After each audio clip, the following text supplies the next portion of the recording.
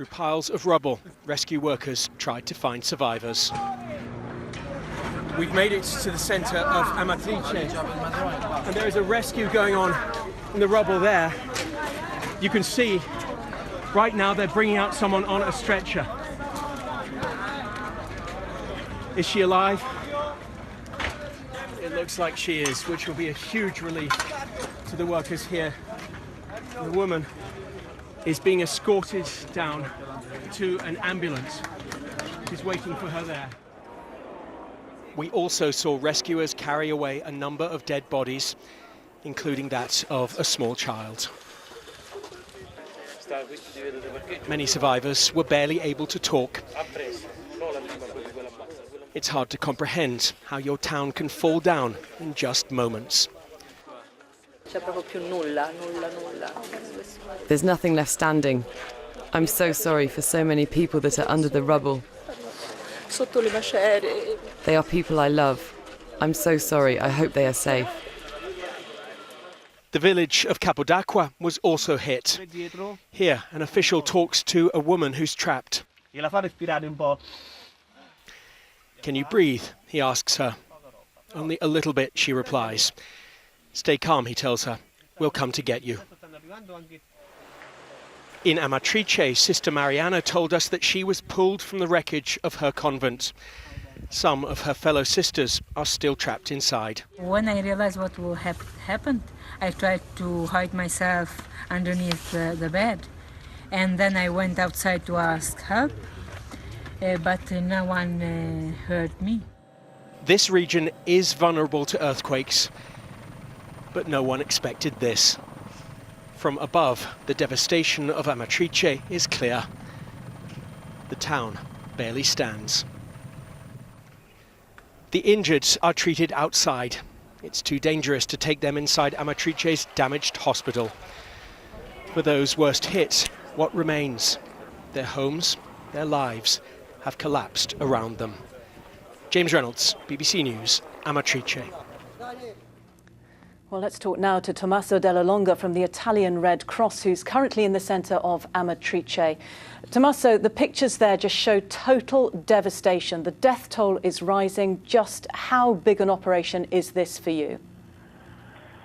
Actually, this scenario that reminds me like an apocalypse. It's really destruction everywhere, and the operation is very difficult in terms of logistics.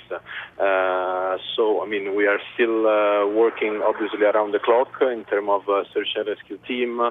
Now we deployed also the psychological support team and the field kitchen, but still there is a lot of challenges. Just how quickly do you have to work? Because presumably people are trapped under many layers of rubble. Actually, as fast as possible. As Red Cross, we are inside under the Italian Civil Protection umbrella to respond to this type of emergency. Unfortunately, we work a lot on earthquake in the past. I'm thinking at 2009 in L'Aquila, for instance, and we knew very well that the first hours right after the earthquake are fundamental, and this is why we deployed our teams few minutes, a few hours after the first earthquake. Tommaso, I understand that you actually know people in Amatrice. Do you have any word about how they're doing and how are people coping generally?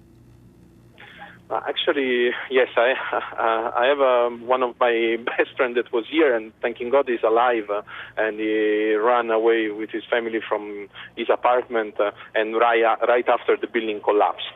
The point is that the people are shocked, and are shocked because this earthquake lasts 142 seconds. That is really a long earthquake, and you can imagine how much it's difficult to live like this after an earthquake like this.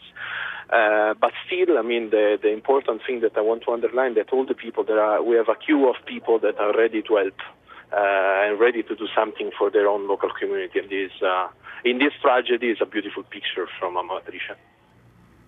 Well, Tommaso Della Longa there in Amatrice, our thoughts are with you. Thank you very much. And we can now go to Jenny Hill, who's at the scene in Amatrice. Jenny, with the latest death toll we have is 120. What are you hearing? Is there any update?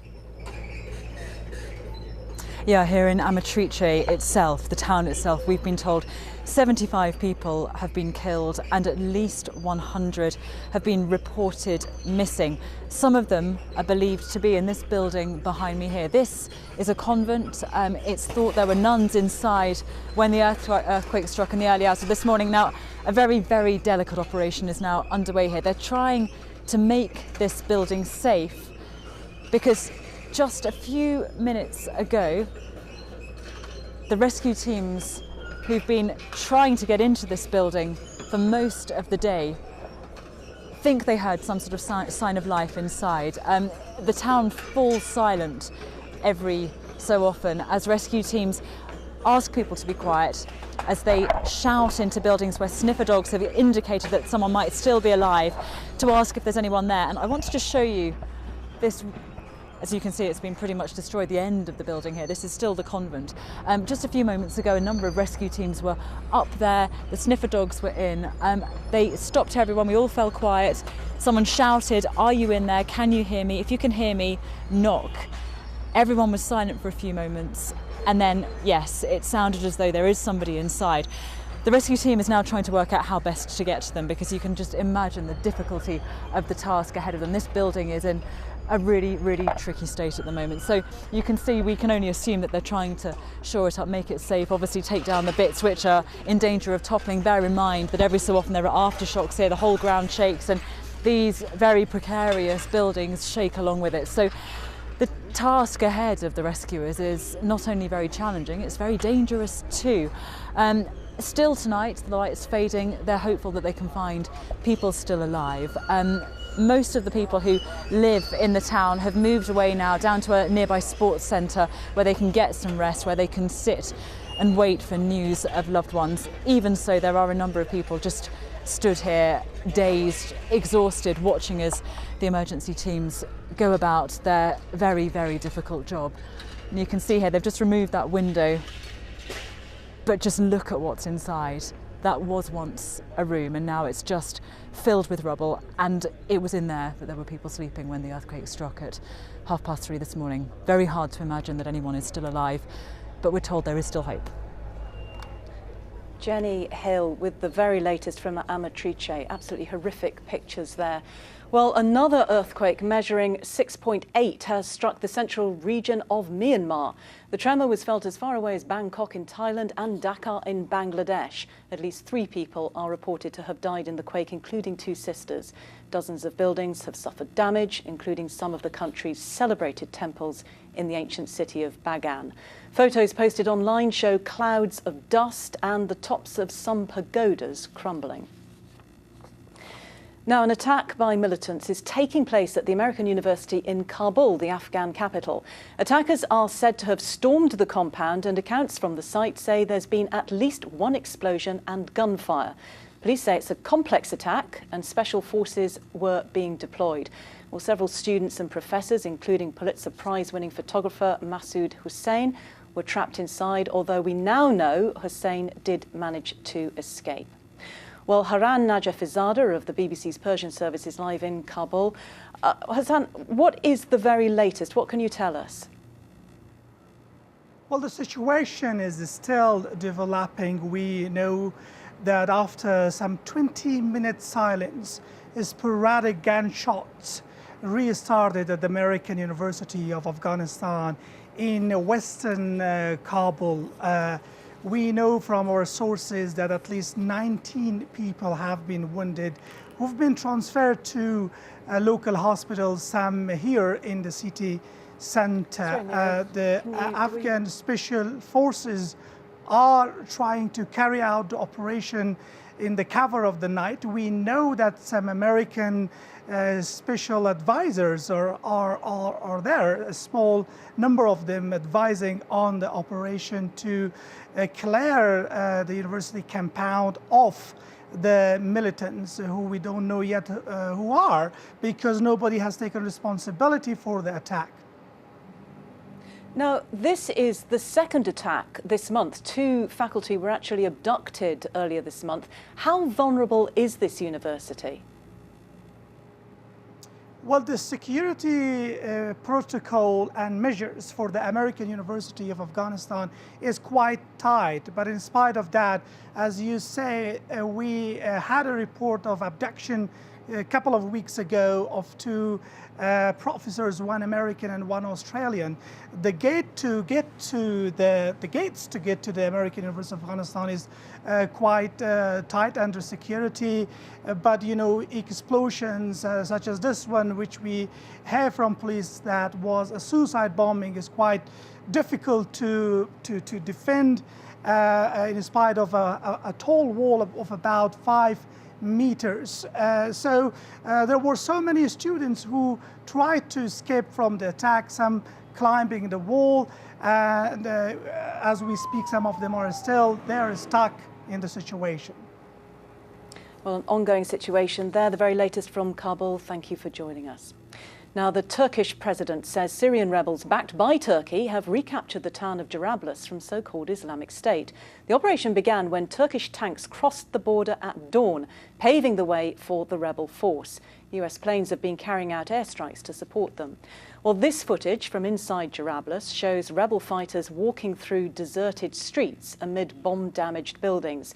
Rebel commanders say most of the IS fighters retreated and some surrendered.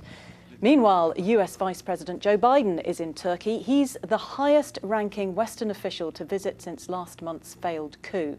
Speaking at a news briefing with Turkish President Erdogan, Mr. Biden pledged unwavering support for Ankara. The people of Turkey have no greater friend than the United States of America. And as I said earlier, I want to offer my personal condolences and those of the President to the people of Turkey for not only what they went through in the coup attempt, but shortly after that, over 50 people murdered, apparently from what we're told by ISIS, in a suicide bombing, where 28 or 29 young people under the age of 18 were killed. The suffering of your people at the hands of ISIS, at the hands of the PKK in the southeastern part of your country is beyond what any people should have to sustain. Well, for more, I'm joined by Sona Choptoy. He is the director of the Turkish program at the Washington Institute for Near East Policy. Sona, good to have you on the program. It's a pleasure. Now, emphatic words of support for Turkey from Joe Biden there, but will the Turks be convinced, because relations are very strained right now? Absolutely. Better late than never. I think that the Biden visit was delayed. The Turks wanted him to be there earlier, right after the coup. The mood in Turkey is very dark, angry and nervous. The country survived a failed coup plot. Not only that, but this was a bloody coup, the first time in the country's history. It was a factional uprising within the military. The coup plotters not only went after the president, tried to assassinate him, they also went after their own military, as well as bombing the country's capital.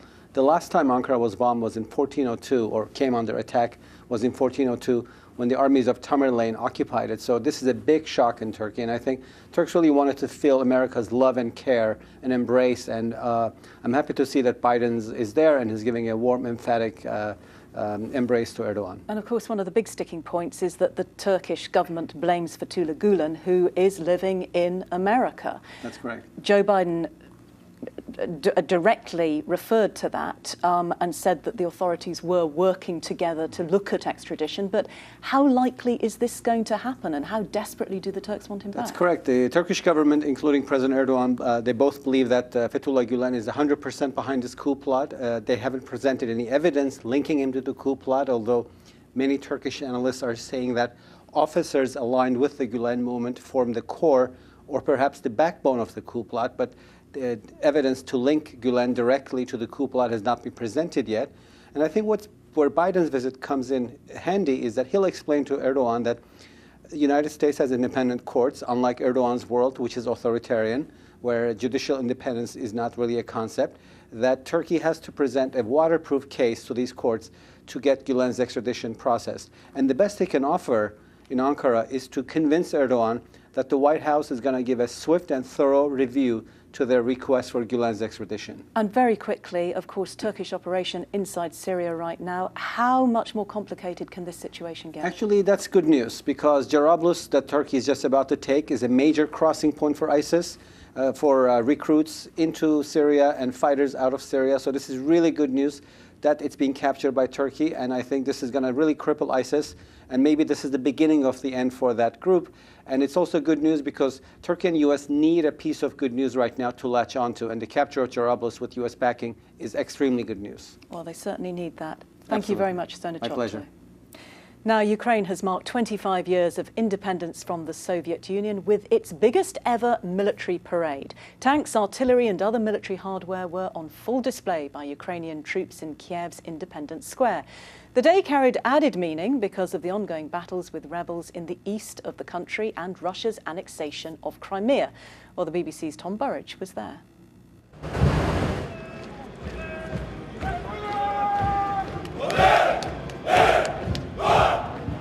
The celebrations to mark 25 years of independence from the Soviet Union are particularly poignant, given the fact that Ukraine is undergoing a battle, if you like, for its sovereignty today, with the war in the east of the country and, of course, Russia's annexation of Crimea. First 20-something years, we were not totally independent, but kind of a satellite of Russia in imperial sort of meaning. While the last years we are truly independent and we fight for our independence, it's never given for free. I think what we saw here today was that Ukrainians are determined to remain free. But we do need the world to recognize the sacrifice we're doing, and the sacrifice we're doing really for Europe and the world. If Russia is permitted to take over Ukraine again, this is like World War II. It's appeasement all over again. Ukraine's military was rebuilt after 2014. It was suffering back then from decades of neglect. But over the course of the past 2 years, Ukraine has rebuilt its military. And today is about putting that on display, sending a signal of military might, if you like. And part of the intended audience is, of course, Moscow. Russia's got its own little problems. Why don't they just keep themselves in Russia rather than move over towards Ukraine? Why do they want Ukraine? For what reason? Apart from a sphere of influence, empire building. I think those days should have gone by now. In my opinion, Ukraine became independent after the Revolution of Dignity, quite frankly. Yeah. You mean in 2014? Yes. Up till that point, there was no movement within this country, no progress whatsoever. I think since then, albeit it's slow, I think it's happening. We were brought up to want to realise a dream like the independence of Ukraine, and we never thought we'd see it in our lifetime. So it's marvellous, brilliant. It's just unbelievable. Tom Burridge reporting there. And a quick look at some other news now. Severe monsoon floods in northern and central India have now caused more than 150 deaths. That's according to the government. It says 2.4 million people are affected in the state of Bihar, and in eastern cities, the level of the River Ganges is continuing to rise. Tens of thousands of people are being sheltered in camps. One person has been killed and 30 injured in 2 bomb explosions in the southern resort of Patani in Thailand. The first blast, which was in a parking lot behind the Southern Hotel, didn't cause any casualties. The second explosion was near the hotel entrance, opposite a karaoke bar and a massage parlour. The world's largest aircraft has crashed during its second test flight since Boeing revamped it in the UK. At 302 feet long, the Airlander 10 is part plane, part helicopter and part airship. It was damaged at its base in Bedfordshire. Our transport correspondent Richard Westcott reports. The world's largest aircraft takes a long time to crash. almost in slow motion. The pilot can't stop it nose-diving into the ground. There's movement in there. The cockpit with the crew up front is clearly smashed up. There's somebody shaking less than me, they can hold the camera. For Angela, an enthusiast who shot this footage, it was frightening to watch. It was awful because you don't know if the people in there have come out alive, if they're all right, if the ground crew are okay, just didn't know. Very shaken afterwards. I mean, I did shake when I was holding the camera trying to get the pictures of them, shaking quite a lot, and I did say if anyone can hold it steadier than me, they're welcome to. It went very quiet, the other people stood here, went very quiet. So, yeah, it wasn't nice to watch. Eyewitnesses here told me they saw sparks coming from the mooring rope after it hit something, but I understand that's not connected to the crash. There was no chance of a fireball because the Airlander is full of inert helium gas, not the explosive hydrogen gas of the famous old airships like the Hindenburg. You might think airships are old technology, but many believe they're the future, using a third less fuel than a normal airplane and able to stay in the air for days. They can carry huge cargoes to isolated corners of the world. This accident's an embarrassing setback on just its second test flight, but the company says Airlander should fly again soon. Richard Westcott reporting there. Now, Thursday marks the 100th anniversary of the US National Park Service. Some of the most famous sites include Yellowstone, the Grand Canyon, and of course the National Mall here in Washington. Well, I went to the Smithsonian's Natural History Museum to visit a photo exhibition to celebrate the occasion. These are the gems in America's jewel box. The unrivaled landscapes from across the states that attract 300 million visitors a year. But this exhibition reveals another side of the national parks. More than 2/3 of the system consists of cultural and historic sites that recount the nation's history. The Edmund Pettus Bridge is the story of one of the bloodiest days of the civil rights movement. The civil rights marchers on the Selma to Montgomery March clashed with the police, and the resulting violence actually was a shift in the civil rights movement because those images really started to change the narrative in this country about civil rights and about what was going on. So the Edmund Pettus Bridge is part of the Selma to Montgomery National Historic Trail.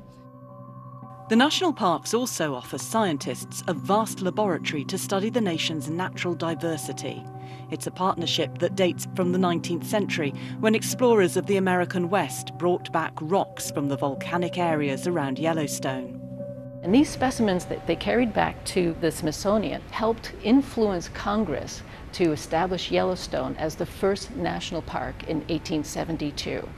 They were volcanic. They were indicators that this land was not going to be good for agriculture or for mining or for any sort of development. So they set it aside for preservation. The national parks even extend underwater. There are diving trails in Florida's Biscayne Bay. But climate change is threatening many of these natural havens. We're seeing shifts in animal migratory patterns and habitat. Fort Jefferson, for example, which is at Dwight Tortugas National Park, it's a Civil War fort, and it sits right on the island. And as the sea level rises, Fort Jefferson is slowly going underwater. And funding remains another challenge.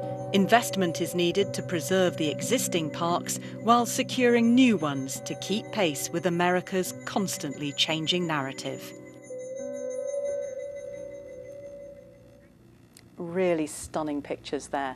Now, a reminder of our main news. A powerful earthquake has struck central Italy, leaving at least 120 people dead and hundreds more injured. The quake had a magnitude of 6.2 and the epicenter was between Rome and Perugia.